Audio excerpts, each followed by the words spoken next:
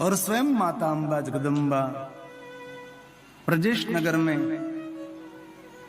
दक्ष की पुत्री के रूप में प्रकट हुई।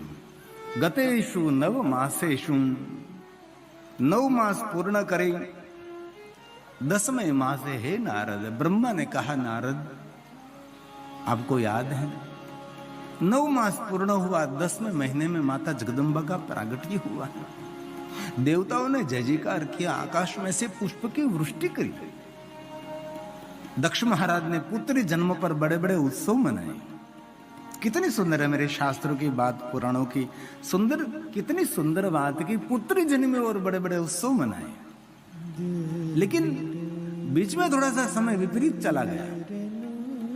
बहुत लोग पुत्री जन्म पर नाराज होने लगे और भारत देश के अंदर बेटी बचाओ का आंदोलन करना पड़ा। ये कितनी कलंक की बात है। दूध पीती प्रथा आई, पुत्री जन्म लेती थी तो दूध पिला देते थे और मार देते थे।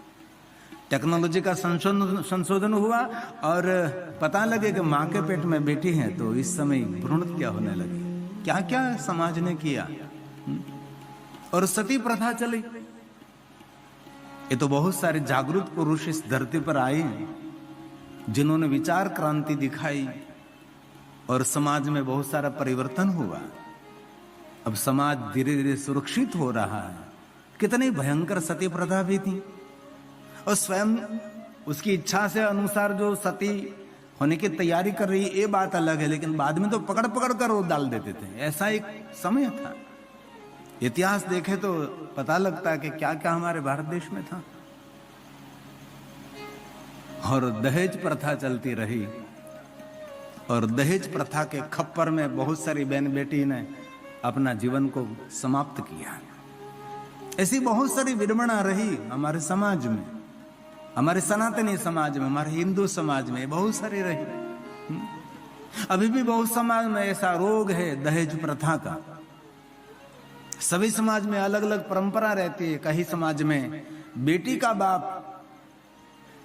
बेटे के बाप से दहेज लेता है, कहीं समाज में बेटे का बाप बेटी के बाप से लेता है। ऐसे अलग अलग एक व्यवस्था होती है।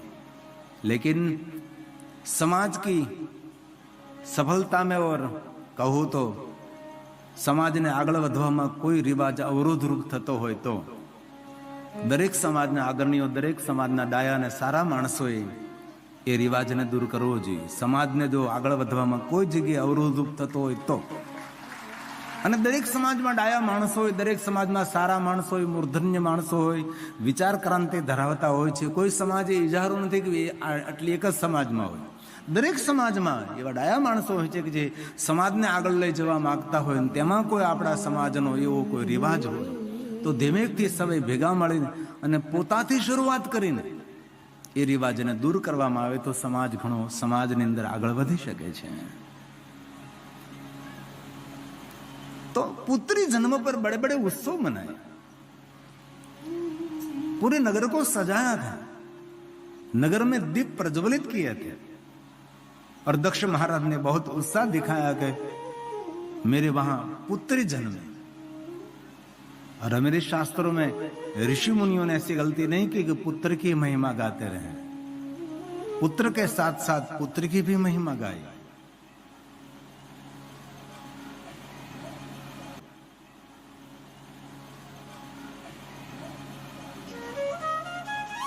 तो बेटी जन्मे कि बेटा जन्मे वो तो प्रभु की इच्छा है। एમાં किसी को दोषित नहीं ठहराना चाहिए। और बहुत सारे समाज में मैंने देखा है कोई पुत्र वधु बेटी को जन्म देते तो पुत्र वधु का इतना सम्मान नहीं रहता। कोई पुत्र वधु पुत्र का जन्म देते हैं तो इस पुत्र वधु का सम्मान बढ़ने लगता है। जो मिला है भगवान का प्रसाद है। लेकिन वर्तमान में पढ़े लिखे समाज में बहुत सारा सुंदर विचारधारा और व्यवहार दिखाई दे रहा है।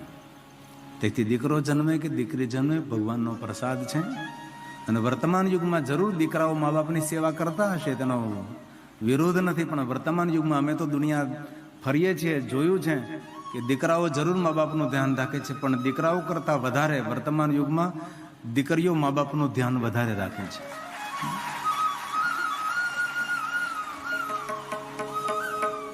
અને બાપને જરૂર દીકરા ઉપર પ્રેમ હોય, પણ બાપનો સ્વભાવ છે બાપને વધારે દીકરી ઉપર પ્રેમ હોય છે. ઈશ્વરની રચના પણ એવી હોય છે કે દીકરો હંમેશા માં જેવો હોય ને દીકરી હંમેશા બાપ જેવી જ હોય છે. બાપને દીકરીનો પ્રેમ એને કહેવાય કે માગવું પણ ન પડે અને દેવું પણ ન પડે, આપોઆપ તેના પ્રત્યે પ્રેમ પ્રગટ થતો હોય છે. એ બાપ દીકરીનો પ્રેમ છે. એક વાત કહું,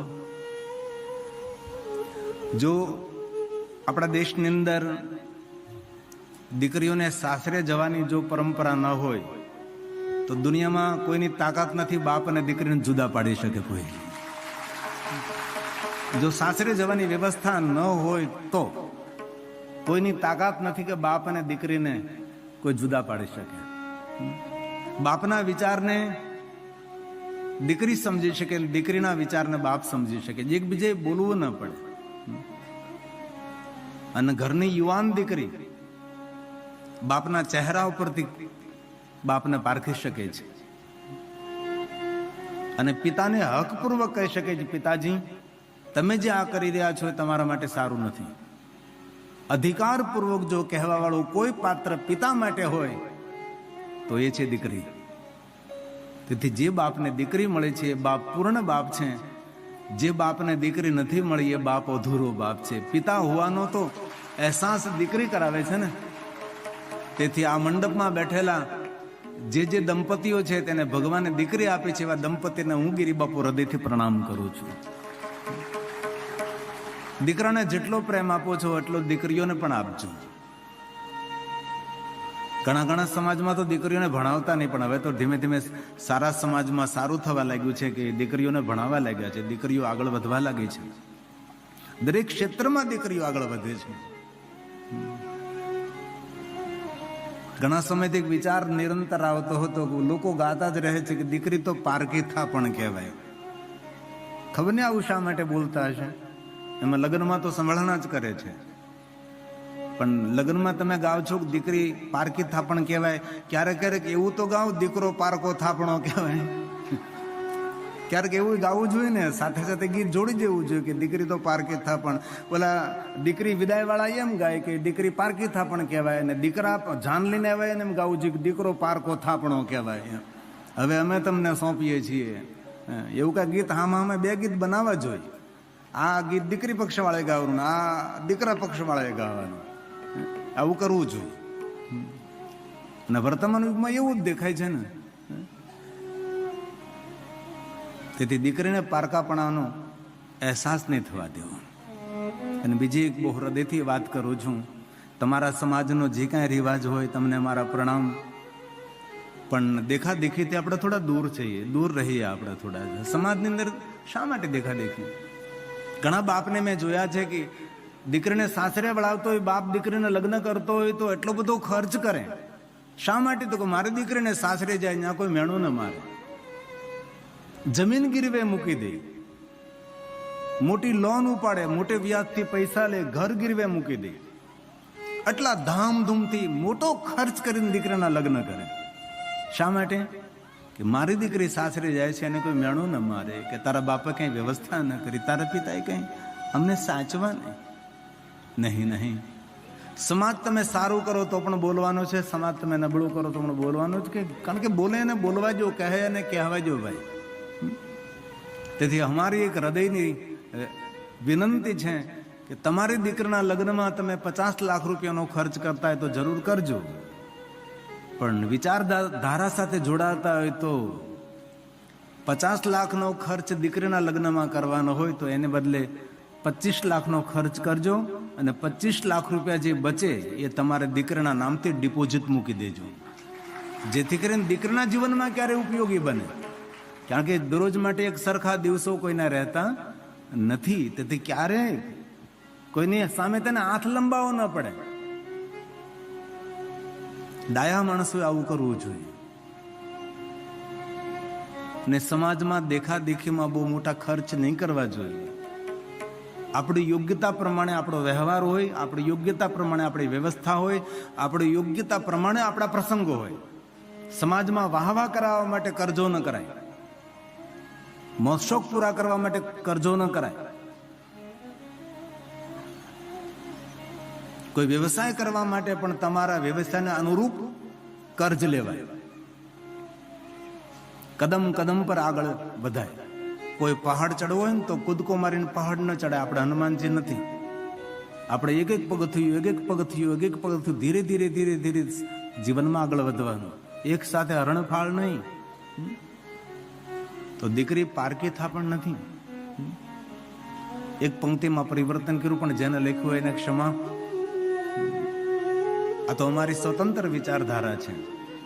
તેથી આજથી દીકરી પારકી નહીં, પરંતુ દીકરી તો આપણી થાપણ કહેવા.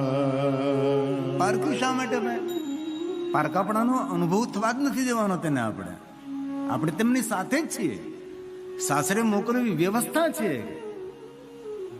અલગાવવાદ નથી. તેથી દીકરી સાસરે ગયેલી ક્યારે પણ ઘરે આવે ખૂબ આવકારીએ તેને.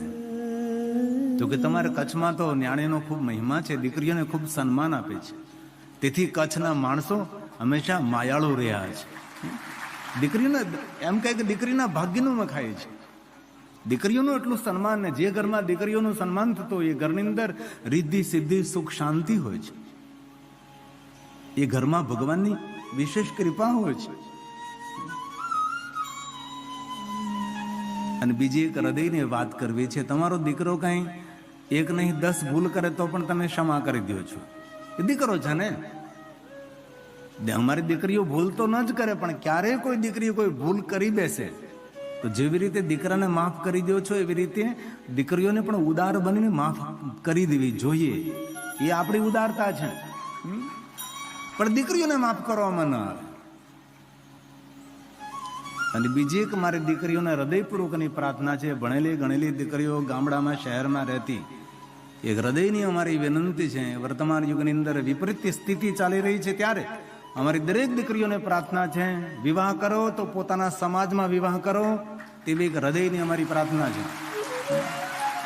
ચારો તરફથી આક્રમણ થઈ રહ્યું છે. ચારો તરફથી કઈ રીતે આક્રમણ થઈ રહ્યું છે એ બધું જ અમે જાણતા હોય છે. મોટા ઘરના મોટા શહેરના માણસો મેરેજ બ્યુરોમાં જોડાતા હોય છે. દીકરાના લગ્ન ન થતા મેરેજ બ્યુરોમાં જોડાય, દીકરીના લગ્ન થતા મેરેજ બ્યુરોમાં જોડાય. એ મેરેજ બ્યુરો કોણ ચલાવે છે તમને ખબર છે? એમાં બધો તમારે ડેટા આપવો પડે. તમે કેટલું કમાવો છો, કેટલું ભણેલા છો, કેટલા મોટા ઘરના દીકરી છો, કેટલા મોટા ઘરના દીકરા છો, એ બધો ડેટા તેની પાસે જતો રહે. અને પછી તેની પાછળ વેગ ઉભો કરવામાં આવે. કોઈ ધનપતિ બાપની દીકરી હોય તો તેની પાસે દીકરાને ઉભો કરવામાં આવે, અને ધનપતિનો કોઈ દીકરો હોય તેની પાસે દીકરીને તૈયાર કરવામાં આવે. કોણ આ બધું કરે છે તમે સૌ જાણો છો. કચ્છી લોકોને થોડુંક કઈ જાજુ સમજી શકે છે, તો થોડા સાવધાન રહેજો તેવી હૃદયની પ્રાર્થના છે. તો આજથી દીકરીને પારકાપણાનો અનુભવ અહેસાસ થવા દેવાનો નથી. તેથી આ પંક્તિની એક બદલી છે, આખું ગીત બદલવું છે. જેને લખ્યું એને એ સમયમાં લખાણ હોય ત્યારે સત્ય હોય, સાચું પણ હોઈ શકે છે. તેથી વર્તમાનમાં પારકી નથી આપણે. દીકરી તો આપણી થાપણ કહેવા. અને બીજી પંક્તિ છે, દીકરીને ગાય દોરે ત્યાં જાય. નહીં, એ યુગમાં જતી છે, અત્યારે નહીં. તો એની જગ્યાએ શું ગાવું જોઈએ? દીકરીને ગાયની રક્ષા કરા. દીકરીને ગાય દોરે ત્યાં નહીં જાય, પરંતુ દીકરીને ગાયની રક્ષા કરા. દીકરી તો આપણી થાપણ કહેવા. દીકરી તો આપણી થાપણ આપણ કહેવા. અને બીજી વાત, તમારા આંગણે જે પુત્ર વધુ બનીને આવી છે એ પણ કોઈ બાપનો પ્રેમ છે, કોઈ પિતાનો હૃદયનો ટુકડો છે, કોઈ બાપનું કલેજું છે. તેથી તમારે ઘરે જે પુત્ર વધુ બનીને આવી છે એને તમારા દીકરાને પ્રેમ આપો, દીકરીને પ્રેમ આપો, દીકરાને સન્માન આપો, તમારી દીકરીને સન્માન આપો. એના કરતા વધારે સન્માન તમારા પુત્ર વધુને આપજો. એમનું ઘર પરિવાર માતા પિતા સૌને છોડીને આવી છે, તેથી એને પુત્ર વધુ કહી, તેને વધારે મળવું જોઈએ.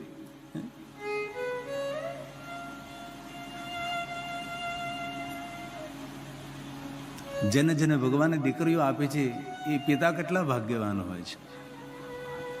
તેથી શિવ મહાપુરાણ ગ્રંથમાં કહ્યું પણ છે, બ્રહ્માજીએ કહ્યું, દક્ષ મહારાજ, જેના દાંપત્ય જીવનમાં પુત્રી જન્મે છે ને ધન્ય છે દાંપત્ય જીવન. આપણે ઋષિમુનિઓ એવો ભૂલ ન કરે કે દીકરાનો જ મહિમા ગાય. દીકરો જન્મે તો પૂ નામના નરકમાંથી તારે. આ બધું સાચું હોય ન હોય ખબર નથી, પણ દીકરો તો માતા પિતાના મૃત્યુ પછી નરકમાંથી તારતો હશે, પણ જીવતા સ્વર્ગનો કોઈ અનુભવ કરાવનારી જો કોઈ પાત્ર હોય તો એ આપણી દીકરી છે. એ દીકરીઓનો મહિમા છે. તો બ્રહ્મલોકમાં બ્રહ્માજી સ્વયં નારદજીને કહે છે, નારદજી, વિશ્વ માલકીન ભવાની દક્ષના પુત્રી બનીને પ્રજેશનગરમાં પ્રગટ થાય. દક્ષ મહારાજે મોટા મોટા ઉત્સવ ઉજવા છે. પુત્રનો જન્મ થયો છે, મહાપુરુષોએ માર્ગદર્શન કર્યું, તે પ્રમાણે નામ સતી રાખ્યું છે. પૂરા લોકમાં સતીનો જયજયકાર થયો છે. શિવ મહાપુરાણ ગ્રંથના રુદ્ર સંહિતા અંતર્ગત સતી ખંડમાં સતીની બાલ્યાવસ્થાનું સુંદર વર્ણન કર્યું છે.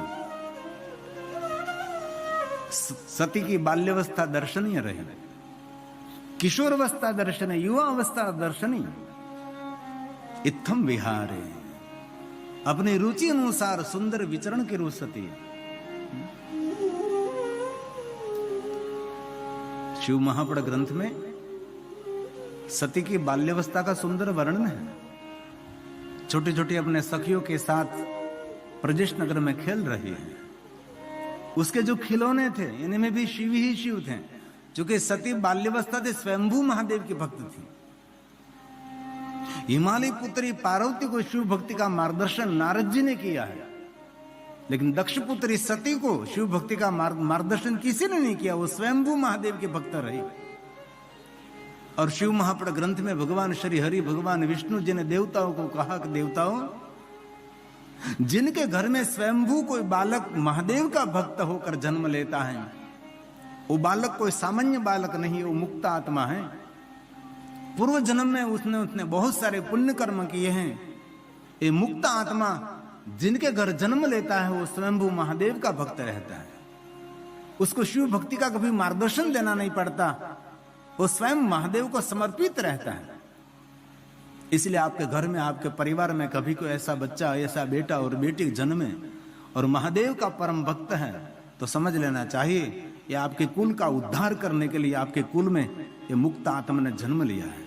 ऐसे बहुत सारे बच्चे को हमने देखा है, माता पिता को लेकर कथा में आते हैं और माता पिता स्वयं कहते हैं कि ये हमारा बेटा, हम दोनों को उठा कर लाए कि कथा सुनने के लिए जाना है. ये स्वयं महादेव का परम भक्त है. ये भगवान विष्णु जी ने देवताओं को कहा.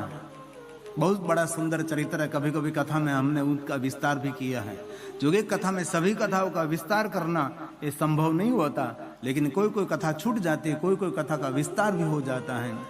लेकिन आपके घर में, आपके परिवार में कोई महादेव का भक्त बालक जन्मे तो समझ लेना चाहिए ये मुक्त आत्मा है. बहुत जन्मों का पुण्य लेकर ये आपके घर में उसने जन्म लिया है. तो भगवान महर्षि वेदव्यास जी ने कहा, सती के लिए सुंदर विचरण किया है. कौमारी अवस्था में भगवान महादेव की भक्ति की है, शिव जी की परम भक्त रही ये सती, और सुंदर विचरण करती रही. अपनी इच्छा अनुसार विचरण किया. एक मनुष्य का रूप लेकर सती प्रजेश नगर में प्रकट हुई. सती के जीवन में विशेष कोई लक्षण नहीं दिखाई दे रहा है। एक मनुष्य जैसा रूप लिया, नराकृति, एक नर जैसा, एक सामान्य मनुष्य, ऐसा ही रूप। और बहुत हृदय से एक बात मैं आपको कहना चाहता हूं, इस दुनिया में जो साधु पुरुष है, महापुरुष, जो ज्ञानी पुरुष, जो विद्वान पुरुष हैं, जो सज्जन हैं, ये दूसरों को चमत्कार दिखाकर कभी किसी को भ्रमित नहीं करते हैं। ये महापुरुषों का लक्षण है, ये ज्ञानी पुरुषों का लक्षण है, विद्वान पुरुषों का लक्षण है, ये संत पुरुषों का लक्षण है। समाज को वास्तविकता दिखाते हैं, समाज को चमत्कार दिखाकर भ्रमित नहीं करते। इसलिए बहुत हृदय से मैं प्रार्थना करता हूं, इस दुनिया में कोई चमत्कार नहीं है। हर पल ये दुनिया नहीं होती, रोज सूर्य उदय होता है। इस धरती को छोड़कर कोई भी चला जाए, इस प्रकृति को कोई फर्क नहीं पड़ता। रोज फूल खिलते हैं, नदी बहती रहती है, समंदर भरती और ओट में खिलता रहता है, तारे टमटमाटे रहते हैं, इसमें कोई फर्क नहीं पड़ता। इस दुनिया में हमारी जरूरत कितनी है? पानी में अंगुली रखें और पानी में से अंगुली ले लीजिए, जितनी बार जगह रहेगी इतनी जरूर इस धरती पर हमारी है। इसलिए बहुत वजन उठाने की कोई आवश्यकता नहीं है। हम नहीं है तो अभी दुनिया चलती थी, अभी भी चल रही है, और हम नहीं है तो अभी ये दुनिया चलती रहेगी। और बहुत हृदय से पुनः पुनः विनंती करता हूं, चमत्कार को नहीं मानना है, आविष्कार को मानना है। आप जैसे बहुत बुद्धिजीवी लोगों ने ये दुनिया में बड़े बड़े आविष्कार किए हैं। किसी ने लाइट का संशोधन किया है ना, कितना पुरुषार्थ किया होगा, ये चमत्कार से हुआ। लाइट,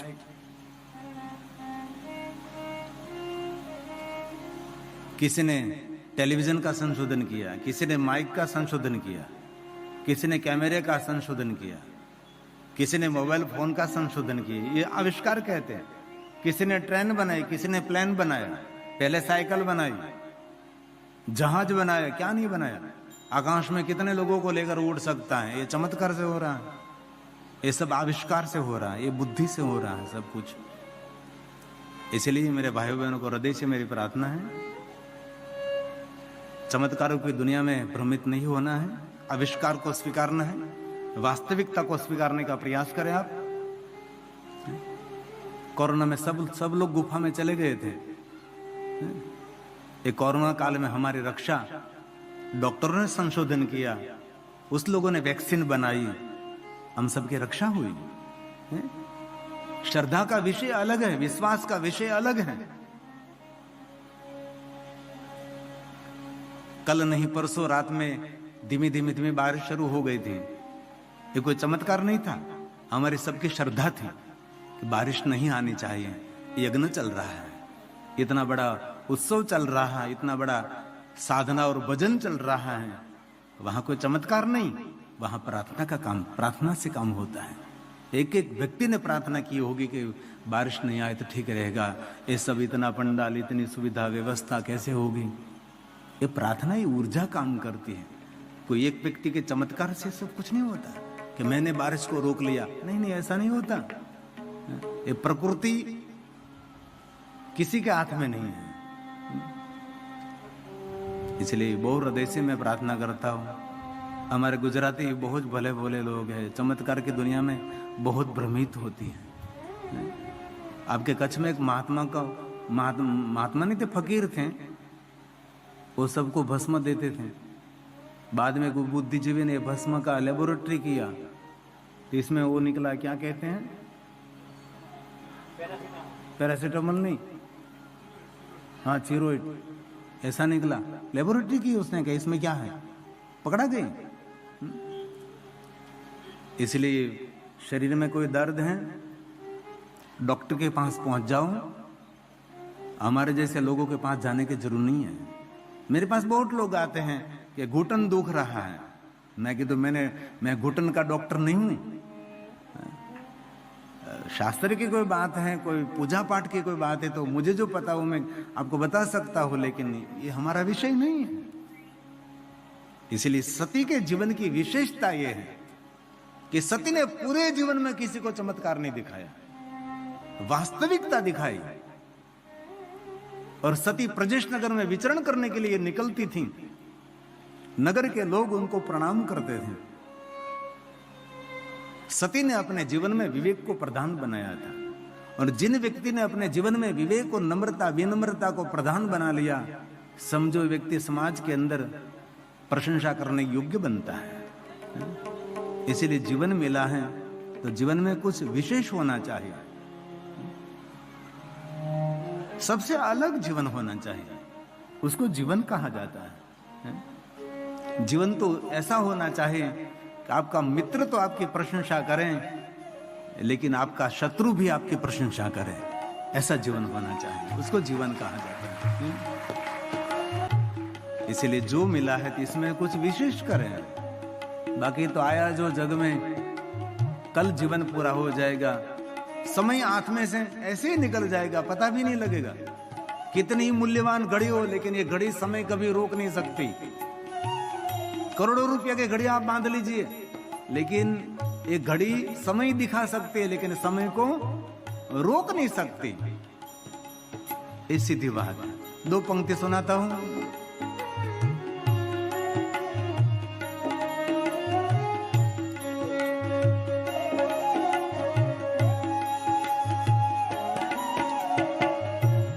आया जो जग में कर ले तू सेवा, आया जो जग में कर ले तू सेवा, जाना है एक दिन अकेला, भजन तू कर ले शिव का, भजन तू कर ले शिव का, भजन तू कर ले शिव का। मैं रास्ते में आता हूँ सियोत से, बीच में एक शमशान आता है, एकदम रोड के टच, लेकिन ये शमशान इतना गंदा है। नहीं नहीं, शमशान तो इतना सुंदर होना चाहिए। हमारा अंतिम बिस्तर वहां है, और शिव महापुराण ग्रंथ में शमशान की बहुत बड़ी महिमा है। कोई जगह पर शमशान बन रहा है, जो व्यक्ति ईंट, ऐसा बहुत सारा वर्णन श्लोकात्मक है, जो को अर्पण करता है उनको बड़े यज्ञ का पुण्य मिलता है। शमशान के आसपास वृक्ष लगाते हैं तो बहुत सारे आत्मा उनको आशीर्वाद देती है। शमशान के अंदर जो लकड़ी का दान करते हैं, ऐसी ऐसी महिमा है, बहुत सारा महात्म्य है शमशान का। इसलिए आपके गांव का सुंदर शिवालय, सुंदर कृष्ण मंदिर, सुंदर राम जी मंदिर, सुंदर स्वामी भगवान का मंदिर, अन्य भगवान का रामापीर का मंदिर, पीर पुराणों का मंदिर, वैसे शमशान भी आपके गांव का सुंदर होना चाहिए। जहाँ सुंदर बैठने की व्यवस्था हो, सुंदर वृक्ष लगाए, सुंदर फूल खिले। मैं रोज ध्यान करता हूँ वहां, અને ખબર નહીં શમશાનનું કેવું આપણે ધ્યાન ન કરવું હોય તો જતું રહે। એમાં રાત્રે નીકળી જાય, જય હનુમાન જ્ઞાન ગુણ સાગર જય कृष्ण, शमशान की बाजू में निकलता है बेचारे। इसलिए जीवन मिला है, ये हमारा सबका सुंदर छोटी सी रचना है। दूसरी पंक्ति, मानव देह महापदार्थ, पारस की है खानी, पारस की है खानी। मानव देह महापदार्थ, पारस की है खानी, पारस की है खानी। नित नित उठ कर शिव को समर ले, नित नित उठ कर शिव को समर ले, जीवन धन्य बना ले। भजन तू कर ले शिव का, भजन तू कर ले शिव का, भजन तू कर ले शिव